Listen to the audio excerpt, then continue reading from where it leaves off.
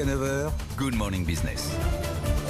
Il est 7h45 et je suis avec Elisabeth Ducotet, la présidente du groupe Tuan. Merci beaucoup Elisabeth Ducotet d'être avec nous ce matin. Bonjour. J'ai une question à vous poser. Comment allez-vous? Comment l'entreprise Tuan se porte? Je rappelle que vous faites notamment des matériels paramédicaux. Comment ça s'est passé pendant la crise? Est-ce que vous avez arrêté la production? Alors en fait, nous n'avons rien arrêté. Et ça, nous l'avons décidé dès le premier jour. Ah bon, mais c'est formidable parce que peu d'entreprises ont eu ce cran. Effectivement, on s'est dit si on s'arrête, il y aura vraiment une reconstruction qui sera plus longue, etc. Donc on s'est dit n'arrêtons pas. Et on a vraiment pu à ce moment-là maintenir tout le monde au travail. On n'a pas eu de refus.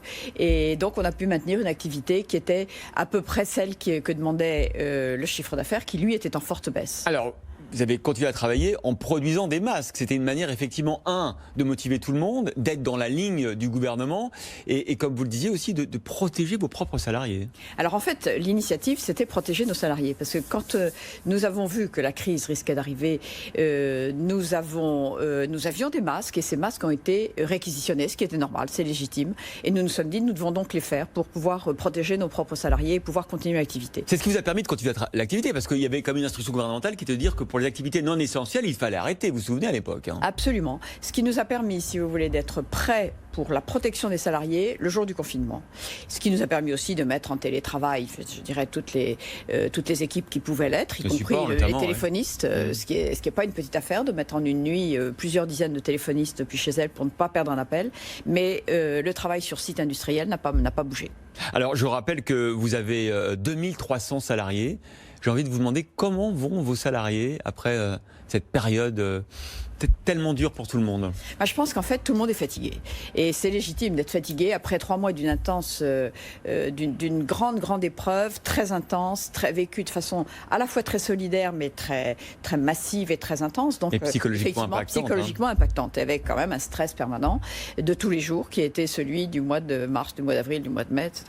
Et donc maintenant, effectivement, nous recommandons à nos collaborateurs de prendre leurs vacances. Il faut vraiment se reposer, il faut se ressourcer, parce qu'on voit bien que la fin de l'année ne va pas être une façon... Tout va se jouer à la rentrée, au fond. Exactement. Tout va se jouer à la rentrée. Est-ce qu'on rebondit de manière forte et durable, ou est-ce qu'on s'installe dans une sorte de sous-production généralisée?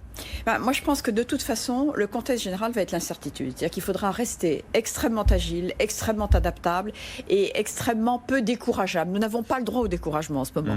Donc, il faut surtout se ressourcer moralement pour pouvoir être capable de vivre certainement des périodes où il y aura des éléments de découragement possibles et qu'il faudra surmonter. Alors, le gouvernement s'attelle justement à aider les acteurs économiques à redémarrer à la rentrée. Il y a eu des annonces hier du chef de l'État. On attend les précisions quand même aujourd'hui du Premier ministre, notamment sur les impôts de production. Parce qu'il y a des promesses depuis des mois. Bruno Le Maire est allé plus loin ces derniers jours. Il a dit que c'était la CVAE qui serait la cible du gouvernement. Impôt énorme pour les entreprises, 70 milliards je crois au total, en tout cas les impôts de production. Est-ce que c'est la bonne cible, la CVAE? Je crois que de toute façon, il faut trouver une solution sur les impôts de production. Nous ne pouvons pas vouloir réindustrialiser, maintenir en industrie et développer nos industries françaises si nous ne sommes pas compétitifs sur le plan européen et mondial. Je dirais, les prix, ils sont fixés à un niveau mondial. Si nous n'avons pas ce niveau de prix dans les produits que nous fabriquons, nous n'avons pas de chance de faire partie de la course. Donc il est très très clair que ces impôts de la production, qui sont d'une certaine façon éliminatoires pour notre industrie, il est absolument important que ces impôts soient traités en ce moment. Et le ministre de l'économie, effectivement, a donné de bons espoirs.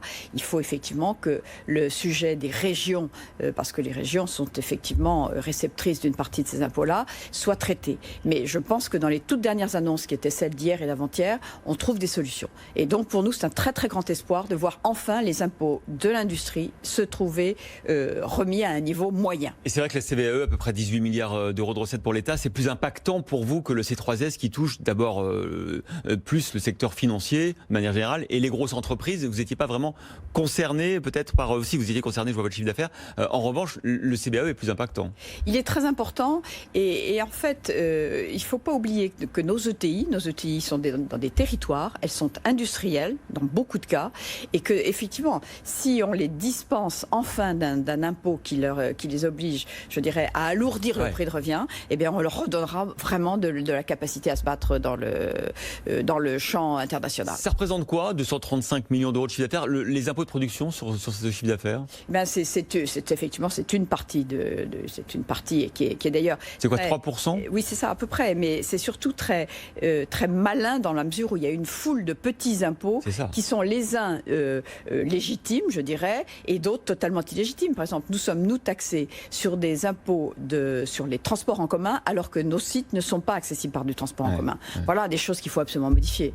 Vous avez 40% à l'export, 15 filiales à l'étranger. Comment est répartie votre production, justement, et ce discours sur la relocalisation? Qu'est-ce que vous répondez au gouvernement quand il dit relocalisation? Alors d'abord, nous n'avons pas délocalisé.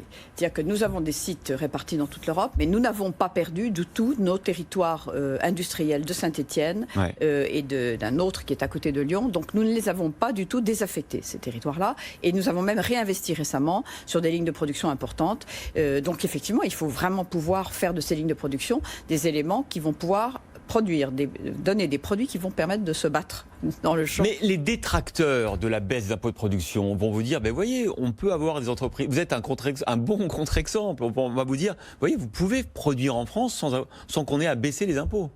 C'est pas tout à fait exact. Si vous voulez, nous sommes très intégrés industriellement, nous avons une partie de nos sites qui sont en France, une partie qui sont hors de France, nous en avons en Allemagne, nous en avons en Europe de l'Est, nous en avons aux États-Unis, et c'est une acrobatie aujourd'hui que d'obtenir des prix de revient qui sont compétitifs par rapport au monde. Donc il faut absolument redonner de la vitalité à notre industrie française. Territoriale d'ailleurs. Bien sûr. Autre sujet, l'emploi des jeunes. On attend le détail du dispositif d'exonération de cotisation, sans doute salariale, jusqu'à 1,6 SMIC. Ça permettrait de gonfler un peu la trésorerie des entreprises. C'est une bonne initiative. Vous êtes déçu qu'on aille que jusqu'à 1,6 SMIC, c'est-à-dire des emplois assez peu qualifiés? Si vous voulez, c'est vrai que nous allons nous lancer à fond dans la proposition emploi avec salariés et alternants. Nous allons salariés. Vous allez jouer le jeu. Absolument. Pourquoi vous le faites? Est-ce que vous le faites par patriotisme ou est-ce que vous le faites parce qu'effectivement ça devient intéressant d'embaucher des jeunes à ce prix-là? Nous le faisons parce qu'il n'est pas possible que nous laissions sur le carreau, je dirais, de façon familière, une génération. Il ne peut pas y avoir de choses plus décourageantes pour un jeune que de se dire cette société de professionnels ne me veut pas. C'est épouvantable. Non, mais c'est formidable que vous disiez ça, mais est-ce que c'est un raisonnement économique ou c'est un raisonnement patriotique?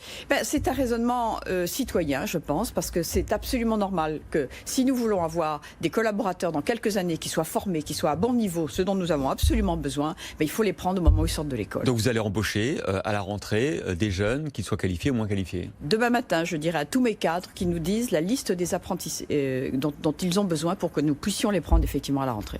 Ben voilà, envoyez vos CV chez Tuan. Vous allez voir, c'est une entreprise magnifique. On a reçu sa présidente ce matin et elle embauche dès demain matin. Message au cadre. Merci Elisabeth Ducotet d'avoir été dans Good Morning Business.